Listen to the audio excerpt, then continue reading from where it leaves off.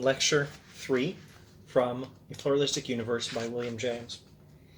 James is now examining the great question of fact: does the absolute exist or not?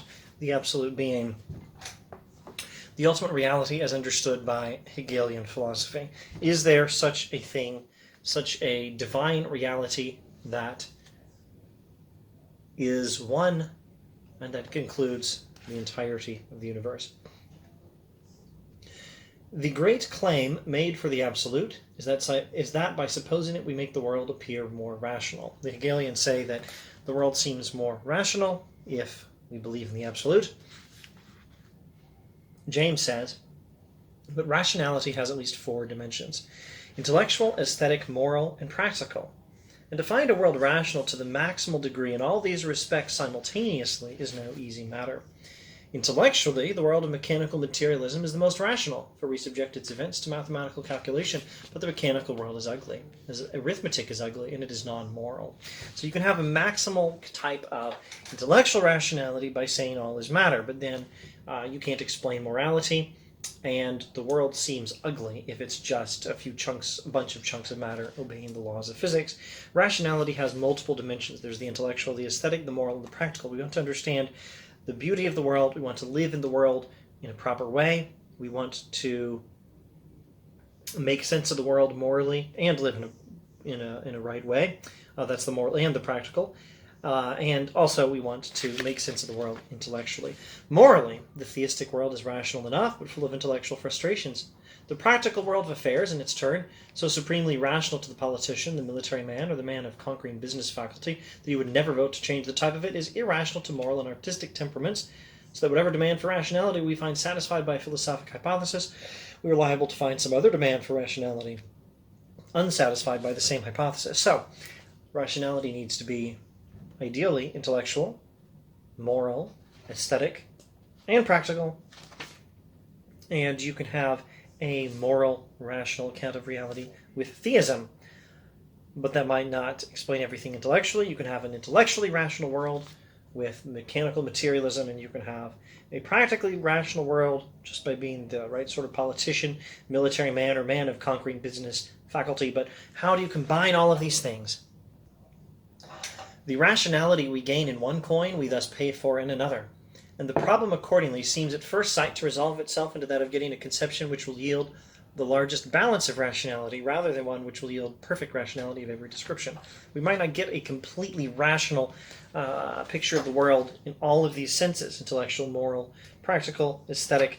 We might have to have the best overall balance. So, of course, James is going to say that the Hegelians are choosing a maximal rationality of one type and sacrificing one or more of the other types. Which type or types? Probably the weightiest contribution to our feeling of the rationality of the universe, which the notion of the absolute brings, is the assurance that however disturbed the surface may be, at bottom all is well with the cosmos. Central peace abiding at the heart of endless agitation. I don't have this highlighted in my edition. This really needs to be highlighted. The most significant contribution to rationality that the Hegelian account of the absolute divine one that contains everything, or that is everything, the most significant contribution to rationality, that Hegelian picture that we're told is supremely rational, the most significant contribution to rationality it can make is the assurance that however disturbed the surface may be, at bottom all is well with the cosmos. On the surface of reality, things may seem chaotic, things may seem disorderly, things may seem to be in tension and conflict, but fundamentally, somewhere at the base of reality, everything is okay, everything is perfect. This is a powerful assurance that Hegelian philosophy gives us. James continues, this conception is rational in many ways: beautiful aesthetically, beautiful aesthetically, beautiful intellectually, could we only follow it in detail, and beautiful morally, if the enjoyment of security can be accounted moral.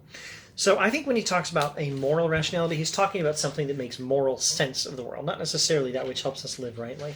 So the moral and the practical are not quite the same thing. And actually, the practical is moral, if by moral you mean not what makes moral sense of the universe and justifies the universe, but that which, not that which gives a moral account of reality, but that which helps you live well. Practically, that means what helps you live well. And that is actually what we might think of as moral in our normal English in this decade of this century.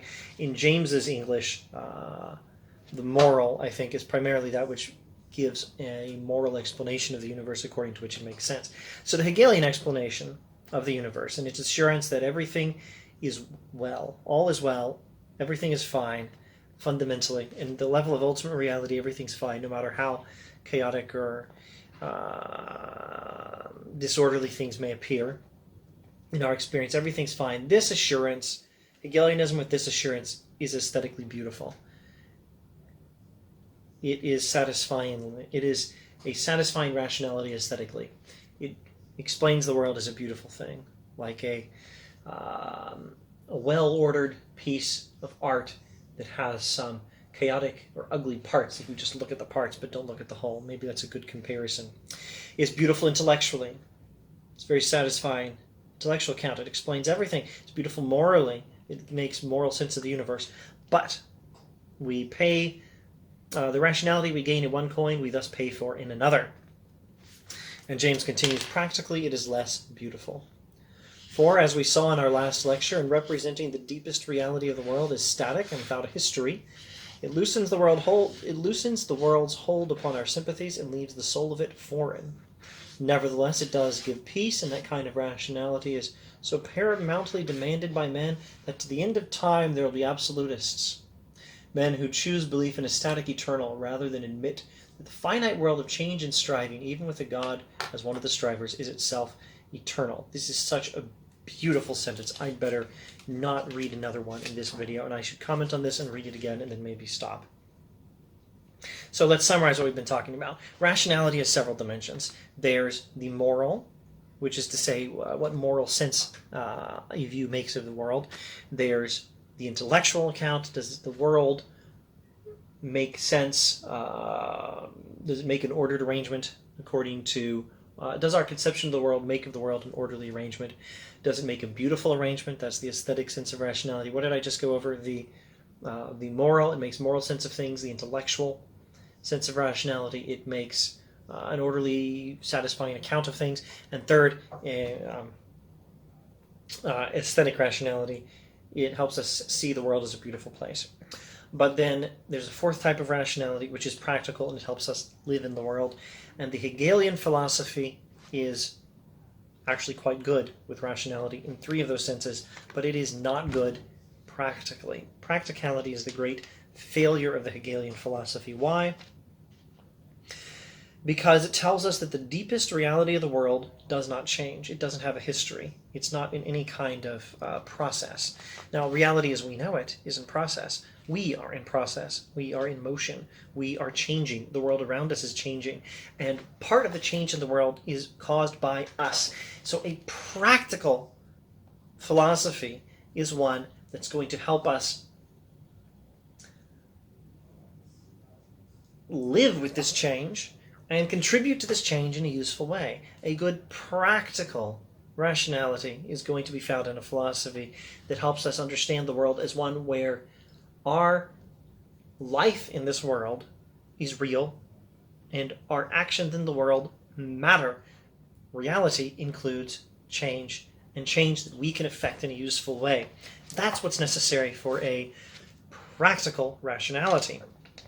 Hegelianism doesn't do that because it says all this change and all these problems we seem to see in the world that call for our attention, that give us a need to fix things, all of that's illusory. So I can donate O-negative blood. I can maybe save a few lives from time to time by donating O-negative blood every 10 weeks or whatever is the number for the local Red Cross. And I would like to think that I'm doing something useful. I would like to think that my actions have a positive effect, that there are problems in the world that I'm helping to fix by doing this. But in the Hegelian rationality, all the problems are illusory. And all my attempts to change things for the better are illusory because change isn't even real. Ultimate reality is fixed. It's final. The absolute already exists at some level. So the Hegelian philosophy gives peace, and that peace that calm assurance that all is well with ultimate reality, all's well with the absolute. This is, it's a nice thing. And for that reason, there will always be people who choose the philosophy of the absolute because it gives them a sense of peace. But some of us need to be able to believe in a world where change is real and where our actions can make a difference. Let's read that last sentence at the end and then close, probably with no further comment in this video.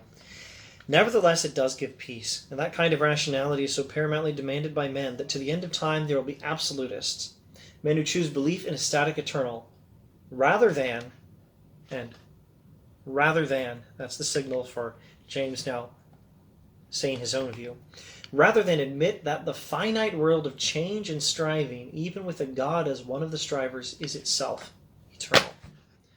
The finite world of change and striving, even with God as one of the strivers, is itself eternal, and is a real world we can believe in and live in.